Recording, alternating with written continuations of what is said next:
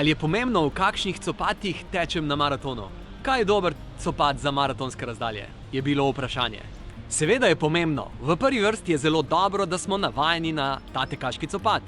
Da je dovolj dolg, saj so prekratki tekaški copati pri dolgih tekih pogosto krivi za poškodbe nohtov. Pomembno je tudi, da ni preozek. Preozki tekaški copati so krivi za stiskanje živcev v prednjem delu stopala, kar čutimo z mravljinčenjem in otrdelostjo prstov. Nadalje, da ni prekomerno obrabljen, pošvedran in nazadnje tudi to, da nas ne žuli.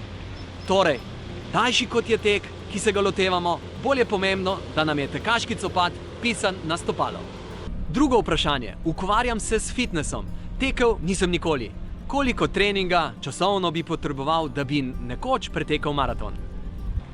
Če želiš biti fit, ti zelo priporočam, da svojim rednim treningom v fitnessu dejansko dodaš tudi tek. Pri tem pa pozor, ne napreduj prehitro, ampak zmerno. Ne teci vedno dlje in dlje. Prehiter napredek je pot do poškodbe. Tako si prve 3 mesece vzami čas za osnovno navajanje na tek. Potem si naslednjih 6 do 9 mesecev vzami čas, da postopoma navadiš telo na 5 do 10 kilometrske teke. Najprej tako, da kratke odseke pogosto vmes hodiš, potem pa je hoja vedno manj potrebna in si zmožen brez težav teči 10 kilometrov. Priporočam ti tudi, da to zmožnost 10-kilometrskih tekov ohranjaš 1 leto. Potem pa je že čas, da postopoma v naslednjih 6 mesecih podaljšaš teke tudi na 21 kilometrov.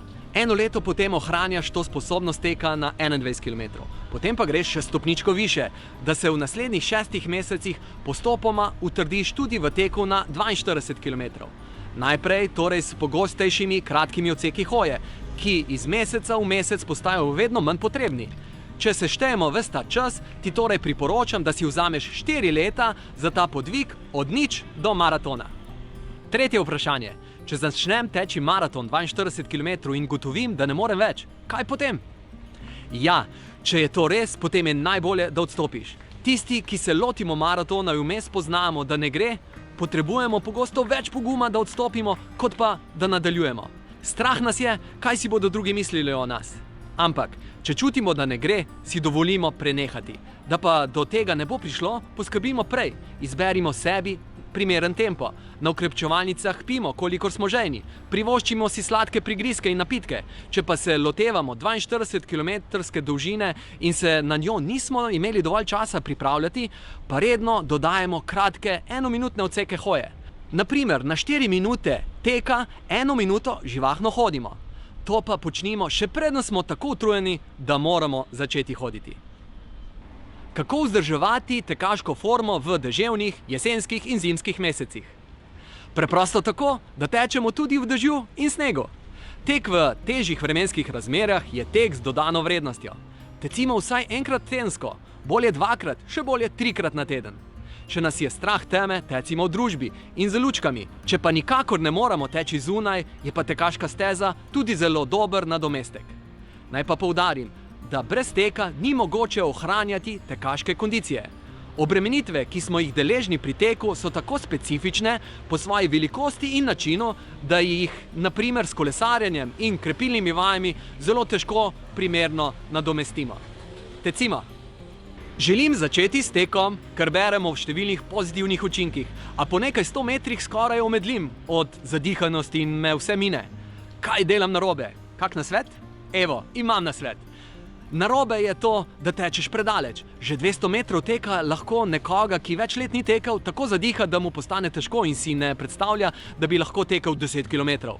Pa vendar se da. Še več, to se da natrenirati z lahkoto in vztrajnostjo. Ključno je, da damo našemu telesu dovolj časa, da se večplastno prilagodi na specifične tekaške obremenitve. Najlažje in tudi najbolj naravno to izvedemo z izmenjavo hoje in teka, ko tečeš kratke intervale. Prvi mesec ne več kot 30 sekund, drugi mesec ne več kot minuto in tretji mesec ne več kot 2 minuti. V prvih mesecih naj bo tek predvsem krepilna vaja, ki nas v bistvu sploh ne zadiha. Potem pa nadaljujemo s podaljševanjem tekov. Zelo dobro pa je, da ostajamo v coni udobja. Res je, da si pri tem približamo njenim robovom in jih za kratek čas tudi malo prestopimo, a takrat je že čas, da začnemo hoditi. Po minuti hoje pa spet stecimo.